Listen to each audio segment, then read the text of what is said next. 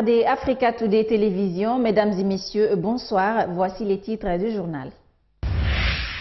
Au sommaire de l'actualité, 24 heures après la rencontre du président de la République Alpha Condé et du chef de file de l'opposition Cellou Dalein Diallo, des réactions n'ont pas tardé à se faire savoir. Société civile, opposition et surtout citoyens, tous attendent à la suite de cet entretien le respect des engagements tenus. Vous les suivrez dans cette édition. Et puis on parlera culture dans ce 20h avec ce festival national des arts et de la culture qui pointe à l'horizon. Les organisateurs se sont réunis ce vendredi pour les dernières mises au point. Et bien sûr, de nombreux artistes de toute la Guinée sont attendus à Conakry pour cette grande rencontre culturelle. Pour finir, sur le continent, la situation est toujours tendue au Gabon. Après la réélection contestée d'Ali Bongo, 2 hommes sont morts dans un quartier de Libreville par suite d'affrontements. C'est tout pour ce sommaire. Bienvenue dans cette édition du soir. Les travaux de concertation sur l'organisation de l'État et la coordination du travail gouvernemental présidés par le chef de l'État ont débuté ce vendredi à Conakry, organisés à l'intention des membres du gouvernement. Ces journées de concertation de 3 jours seront mises à profit pour renforcer la synergie des actions interministérielles, également prévenir les conflits de compétences dans les attributions des départements. Les précisions avec Soiré Boubacar. Les présentes journées de concertation s'inscrivent dans la continuité du séminaire gouvernemental des 1er et 2 avril dernier. Elles s'articulent autour d'une stratégie d'ensemble permettant de contrer les insuffisances constatées au sein de l'administration publique. Il s'agit de jeter les bases d'une culture renforcée de collaboration et de concertation interministérielle. L'objectif de ces journées consiste à présenter l'organisation et le fonctionnement du secrétariat général du gouvernement, qui est la cheville ouvrière de la machine gouvernementale, ainsi que les modalités de coordination gouvernementale. Ces séances de travail gouvernemental visent aussi à définir et à mettre en œuvre les cadres organisationnels, les principes et modalités de fonctionnement appropriés d'une administration moderne. D'où la nécessité d'une remise en cause perpétuelle afin de doter la Guinée d'un système efficace. Je voudrais, au nom de la Banque mondiale, remercier l'ENAR et toute l'équipe canadienne et aussi mon collègue du Sénégal qui est là pour partager des expériences afin que, au cours des panels de discussion, que non seulement des concepts soient présentés, mais aussi que des échanges forts, critiques, soit abordé afin qu'à la sortie de la feuille de route permette de maximiser l'opportunité qu'offre la Guinée les jours de notre demain meilleur. Pour le Premier ministre Mamadi Youla, la réforme de l'administration permet de promouvoir la culture de la gestion axée sur les résultats. Les réformes engagées nous sont indispensables. Elles doivent être profondes et rigoureuses pour nous permettre de réaliser l'ambition de réussir la transformation socio-économique de la Guinée. Il s'agit d'une reconfiguration et d'un remodelage institutionnel associé à une réorganisation de ressources et une mutation technique amenant à de profondes remises en question de nos pratiques administratives. Dans son discours de circonstance, le président de la République a demandé aux membres du gouvernement dans les débats de placer la réforme dans le contexte actuel. Et puis, Alpha Condé demande l'élargissement de ces journées de concertation aux acteurs de la société civile et opérateurs économiques pour faire un réel diagnostic des maux de l'administration publique. Ensuite, le président de la République. Parfois, on a l'impression qu'il n'y a pas de gouvernement, qu'il y a des ministres. Lorsque vous discutez, vous avez l'impression qu'il n'y a pas un gouvernement parce que chaque ministre défend. C'est comme si chaque ministre était autonome. Donc, monsieur le ministre a beaucoup de travail pour créer une cohésion. Leur domaine, c'est l'absence d'information. Les ministères pensent que les informations, c'est pour eux. Il n'y a pas de communication. Donc, c'est tout de suite ces questions qu'il faut oser poser pour les affronter. Si on ne pose pas nos dates, on pense se s'organiser. C'est pourquoi je souhaite que les partenaires bilatéraux et multilatéraux soient là, parce qu'ils ont aussi l'expérience qu'ils ont avec l'administration. Aussi, qui est la société civile, mais aussi les hommes d'affaires, parce que les hommes d'affaires sont confrontés ensemble de fracasser de l'administration. Il est important aussi qu'on les écoute. Donc on ne peut pas faire la réforme de l'administration en laissant uniquement entre cadres, entre fonctionnaires, entre ministres. Mais c'est comme si vous contentez, vous regardez dans le miroir, mais il y a des choses qui vous regardent. Donc je souhaite que ça soit élargi à la société civile, aux hommes d'affaires et aux partenaires bilatéraux, pour qu'on mette l'accent sur tous nos tares qui sont énormes. On a fait des pas, mais des pas qui restent encore beaucoup plus importants. Il faut que nous, on ose regarder tels que nous sommes et que l'on voit aussi comment les autres nous voient. Pour quand on a compris tout cela, nous voyons comment nous pouvons nous améliorer.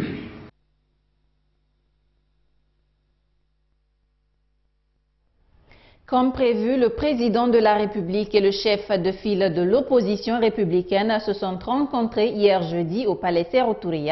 Au menu des échanges qui ont duré 1h30, la relance du dialogue politique et le respect des accords issus de ces pourparlers. D'autres sujets liés à l'économie étaient également au centre des débats. Le reportage de Sayon Kourma. C'est certainement l'annonce d'une décrispation sociopolitique en Guinée. Alpha Condé et Cellou Dalein Diallo, dans une atmosphère détendue, se serrent les mains pour le bien de la nation. Cette audience entre le président de la République et le chef de file de l'opposition aura permis de passer en revue certaines questions majeures de la vie nationale. En première ligne, le dialogue politique. Le président de la République va s'engager et engager toutes les institutions de la République à appliquer scrupuleusement les décisions de dialogue politique, les dialogues qui ont eu lieu et ceux qui auront lieu. Au terme de ces échanges, d'autres questions liées à l'économie du pays étaient également au centre des débats. Il m'a fait part des mesures qu'il envisage pour améliorer les conditions de vie des Guinéens, notamment la réduction de la TVA sur les denrées de première nécessité et l'engagement des projets d'infrastructure pour booster un peu la croissance et permettre à la Guinée donc d'améliorer les conditions de vie des Guinéens. Pour Alpha Condé, son challenger connaît aussi la gestion économique d'une nation pour avoir été longtemps ministre de la République. Le chef de l'État guinéen affiche donc son intention d'oublier le passé et promet de faire appel à l'expertise de l'opposant. Je pense que nous voulons tous le bien de la Guinée, nous voulons tous le bien des citoyens. Il a été ministre, premier ministre, donc il a géré. Il a une certaine expérience de la vie économique de ce pays, donc c'est toujours intéressant qu'on échange. Et même quand je dois voyager, l'écouter aussi pour voir qu'est-ce qu'il prend de relations avec tel ou tel pays. Selon le chef de l'État, leur combat est commun. Les Guinéens sont au centre de leurs préoccupations. C'est pourquoi il veut que leur audience soit régulière. Donc il est tout à fait normal qu'il y ait des échanges réguliers entre le président de la République et le chef de l'opposition.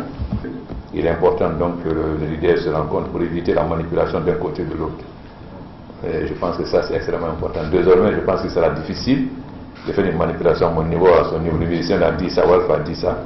Et si nous-mêmes nous sommes en contact, ceux qui jouent en notre troupe ne pourront plus toujours que c'est la plus d'autres troupes. Quand l'eau est claire, personne ne peut jouer. Cette rencontre entre les deux hommes est la deuxième officielle depuis l'élection d'Alpha Condé à la tête du pays en 2010. Et puis l'opposition républicaine, quant à elle, tire sa conclusion après cette rencontre. Même si les leaders s'en réjouissent, ils exigent tout de même du président de la République le respect des accords issus de cette concertation, ainsi que ceux des précédents dialogues. Les détails avec Salou Yombolo.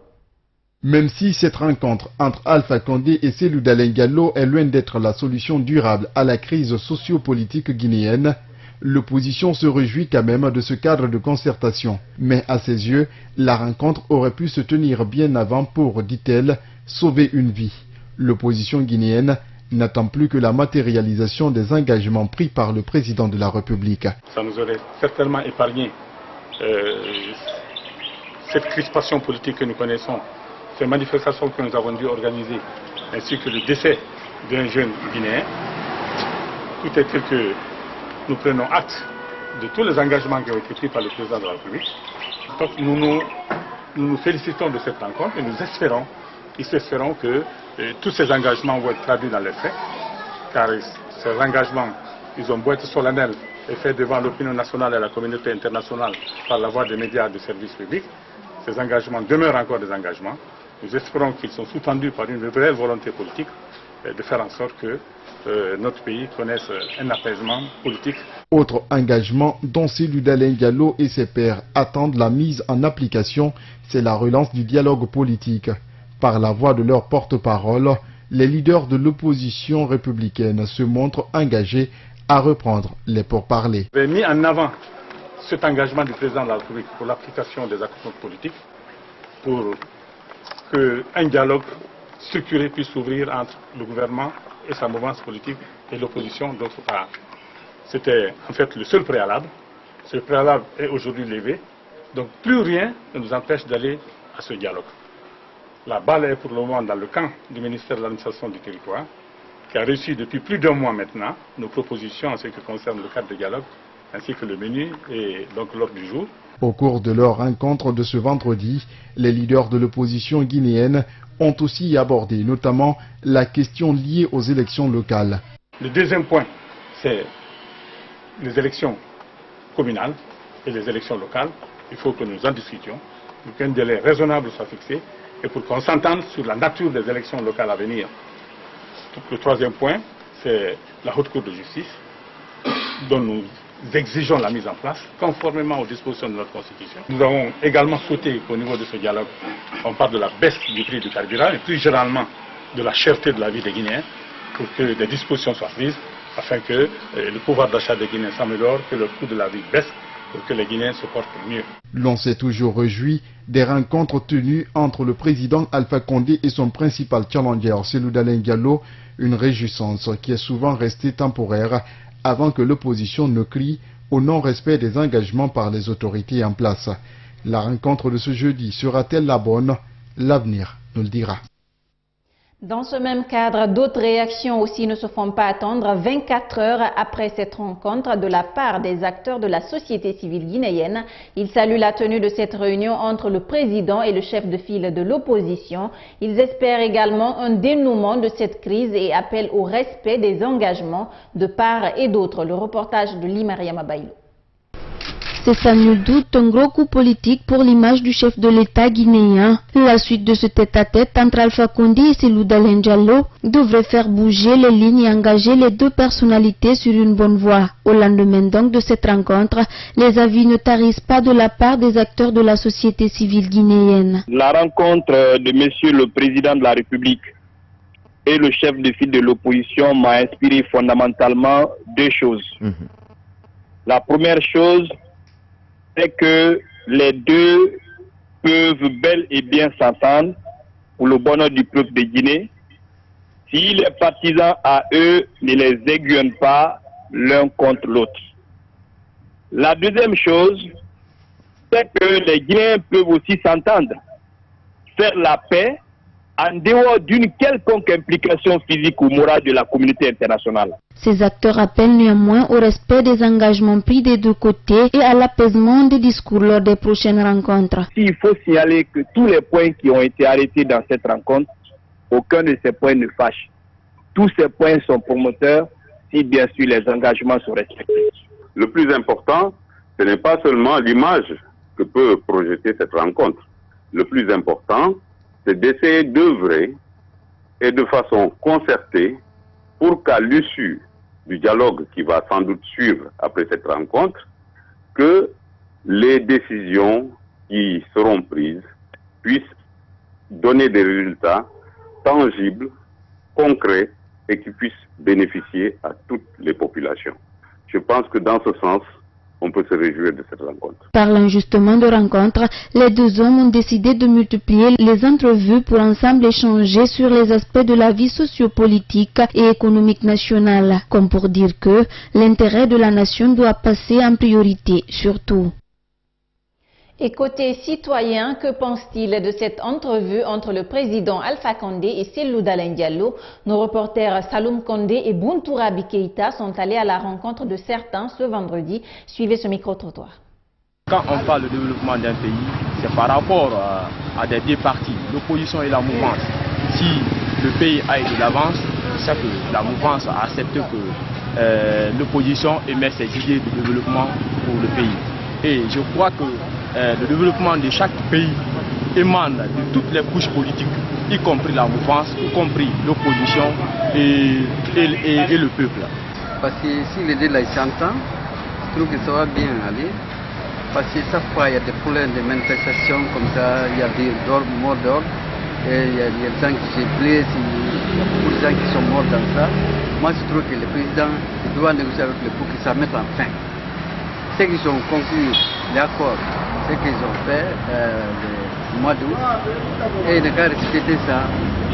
C'est lui, il n'a qu'à mettre les balles à terre, le président, pour qu'il parle, il s'entend très bien. Pour lui d'aller dans les rues, il n'a qu'à négocier dans les tables. Moi, c'est ça que je souhaite.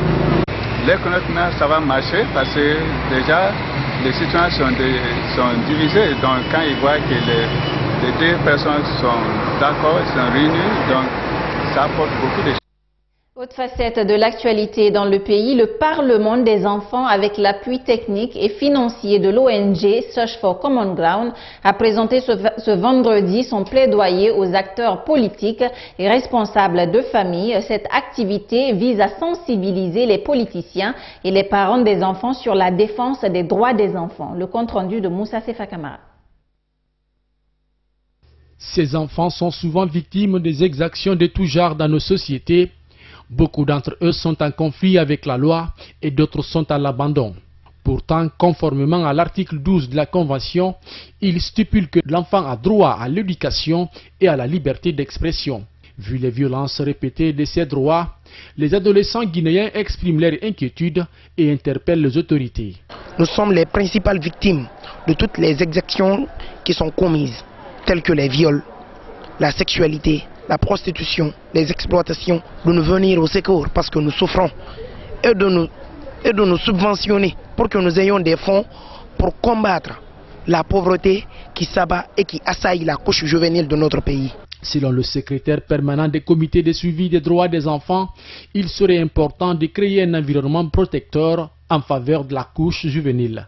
C'est se battre pour que les enfants aient une éducation adéquate, c'est se battre pour se défaire des pratiques néfastes. Je veux parler de mariage d'enfants, de mariage précoce, je veux parler de l'excision et je veux parler de la lutte à outrance contre le viol et les violences sexuelles. Face à cette situation, certains leaders politiques pensent à l'intégration dans les structures politiques, la question de défense des droits de l'enfant.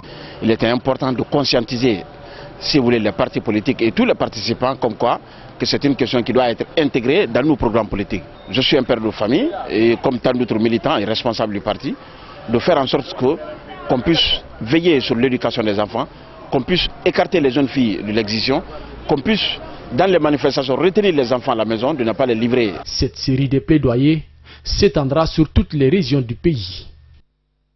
Volet culture de cette édition, finit la formation des secrétaires des différentes directions du ministère de la Culture, des Sports et du Patrimoine historique.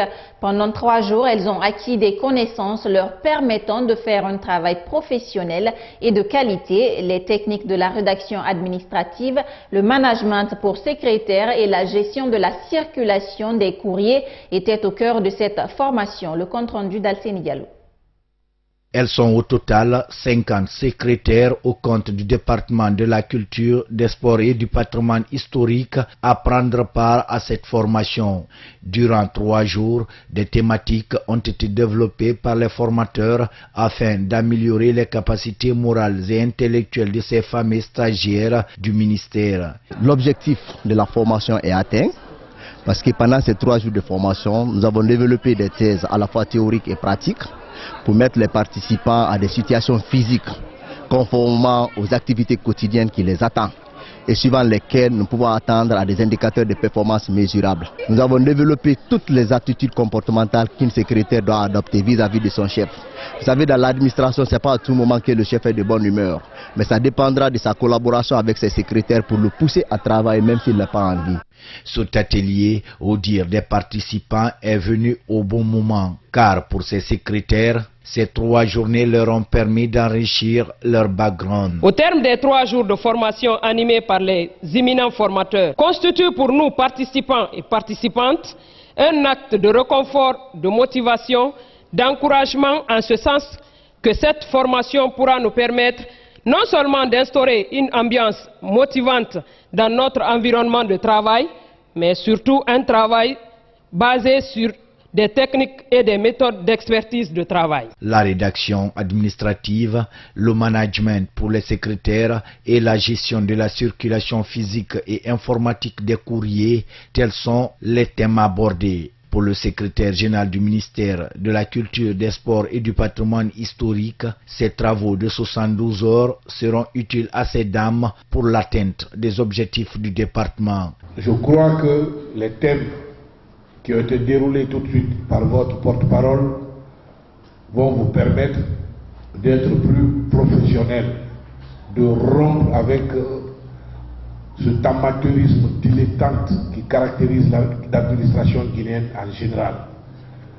Et la circulation du courrier est extrêmement importante. Et vous savez que c'est un déficit sérieux chez nous, au ministère de la Culture, des Sports et du Patrimoine historique. Donc nous pensons que ces 3 jours vous permettront d'améliorer vos performances et de faire en sorte que désormais le ministère puisse s'illustrer par la qualité des prestations de nos secrétaires. Les bénéficiaires ont également recommandé que ces genres de formation soient pérennisés dans l'intérêt administratif du département.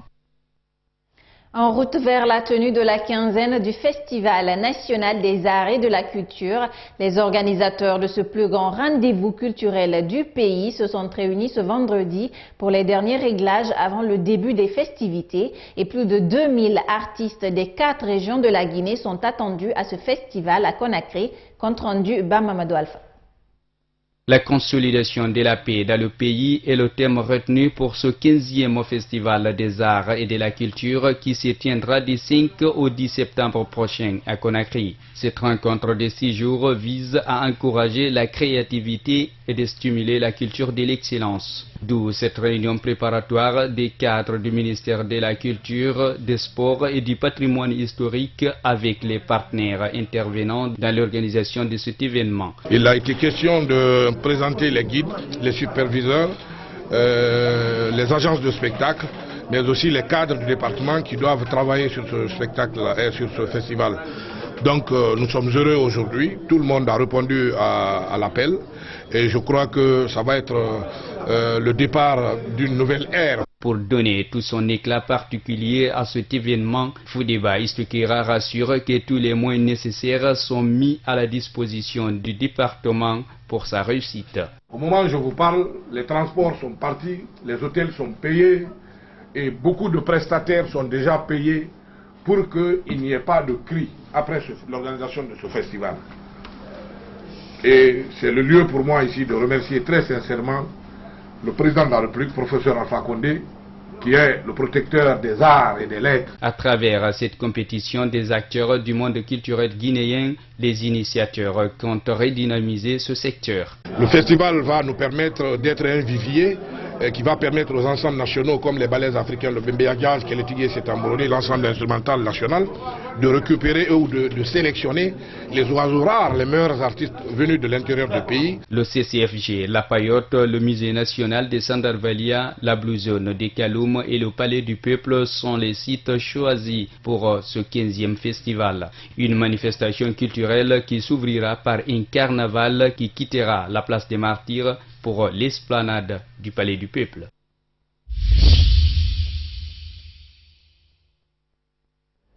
Les violences post-électorales au Gabon se poursuivent après la réélection du président Ali Bongo. 2 personnes sont mortes à Libreville. La communauté internationale est surtout inquiète de la situation du pays. Regardez. Après les violences, retour au calme précaire à Libreville. Les forces de sécurité présidentielles continuent de quadriller les rues de la capitale. Dans la nuit, des affrontements ont fait au moins 2 morts. Selon l'opposition, une vingtaine des principaux collaborateurs de Jean Ping seraient toujours séquestrés dans leur quartier général. Le président réélu Ali Bongo, quant à lui, rejette toute responsabilité dans les affrontements. La démocratie s'accorde mal des succès autoproclamés. Des groupuscules formés à la destruction, la démocratie s'accorde mal de la prise d'assaut d'un parlement et de la télévision nationale. Après les résultats contestés de l'élection présidentielle, des violences ont éclaté dans le pays. 1 millier de personnes ont été interpellées sur l'ensemble du territoire. Dans la nuit de mercredi à jeudi, le Parlement a été incendié. Le quartier général de campagne du candidat d'opposition a été pris d'assaut. Et face à l'embrasement, les réactions internationales affluent. La France, comme l'Union européenne, demande la publication des résultats de tous les bureaux de vote. Federica Mogherini, la chef de la diplomatie européenne, a qualifié la situation de crise profonde. Quant au chef de la diplomatie française, il a exprimé de son côté sa plus vive préoccupation. En effet, la France est préoccupée par la situation au Gabon, souhaite que le vote du peuple gabonais soit respecté, que s'il y a des contestations, elles doivent être faites par la voie juridictionnelle et non pas par la violence. Ali Bongo et Jean Ping se disputent la victoire de l'élection présidentielle et les scores sont très serrés. L'écart entre les deux candidats serait de 5000 voix. Des voix qui proviennent majoritairement du fief natal d'Ali Bongo, où les scores écrasants obtenus par ce dernier ont éveillé des soupçons.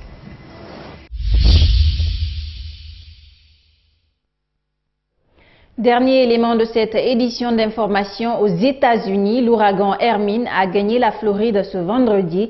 Menace d'inondation meurtrière, coupure d'électricité. L'ouragan s'est affaibli en tempête tropicale et la montée des eaux pourrait atteindre 3,65 mètres. Suivez. Des palmiers arrachés et des rues inondées, la Floride fait face à une forte tempête tropicale. Le gouverneur a déclaré l'état d'urgence dans 50 des 67 comtés que compte l'État. 51 d'entre eux ont été évacués. Les autorités craignent de fortes inondations. Souvenons-nous tous de ceci.